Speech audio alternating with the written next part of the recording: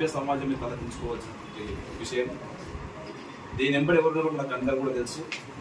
గత 10 సంవత్సరాల నుంచి అధికార దాహంతో అధికార మతం ఎత్తి వాళ్ళ అధికారంలో ఉన్నామనే దాంతో వీరంగంతో ఆ అధికారం పోయిన కోపంతో ఏం చేయాలని తోచక అక్కడ ఉన్నటువంటి రైతులను అడ్డం పెట్టుకొని వారికి ఇన్స్ట్రక్షన్స్ కూడా అంతా కూడా టీఆర్ఎస్ భవన్కి వెళ్ళి రావడం, దాని వెంబడి కేటీఆర్ కానీ, హరీష్ రావు కానీ, కేసీఆర్ కానీ వీళ్ళు ముగ్గురు నుండి కథ నడపడం నిన్న జరిగినటువంటి లగచెర్ల దాంట్లో ప్రధానమైన పాత్ర వాళ్ళ ముగ్గురే ఉండి ఈ విధంగా రైతులను అడ్డపెట్టుకొని డ్రామా చేయడం. ఎందుకంటే గత 10 సంవత్సరాల నుంచి వికారాబాద్ జిల్లాకు వాళ్ళు చేసింది ఏం లేదు. ఇప్పుడు వికారాబాద్ జిల్లా గౌరవ ముఖ్యమంత్రి గారు జిల్లాని డెవలప్ చేద్దామని ఒక మంచి ఉద్దేశంతో